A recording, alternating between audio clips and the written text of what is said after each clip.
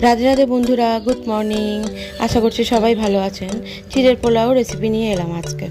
তো চিড়ের পোলাও বানাতে ফার্স্টে কড়াইতে সাদা তেল দিয়ে আর একটু ছোটো এলাচ, দারচিনি আর লবঙ্গ ফোড়ন দিয়েছিলাম। তারপর কেটে রাখা সবজিগুলো আপনার চয়েস মতো হতেই পারে, তো দিয়ে তার মধ্যে একটু নুন, চিনি, একটু হলুদ গুঁড়ো দিয়েছিলাম। হলুদ গুঁড়োটা অবশ্যই অপশনাল, আমি কখনো দিই কখনো দিই না। আর এরপর ওই চিড়েটাকে ভালো করে ধুয়ে ভিজিয়ে রেখেছিলাম, দেখলেন তো। ওটা যেহেতু পাতলা চিড়ে বেশি ধোয়া যাবে না, তো ওইটা দিয়ে ভালো করে নাড়িয়ে ওপর থেকে একটু বাদাম ভাজা ছড়িয়ে দিলাম। ছড়িয়ে দিয়ে একটু ঢাকা চাপা দিয়ে রেখে দিলাম। ঢাকা চাপা দিয়ে রাখলে একটুখানি হয়ে যাবে, জল দেওয়ার আর দরকার নেই, কারণ যেহেতু এটা পাতলা চিড়ে। তো তারপর ওপর থেকে একটু ঘি আর গরম মশলা দিয়ে সার্ভ করলেই হয়ে গেল চিড়ের পোলাও। এটা খুব টেস্টি হয়।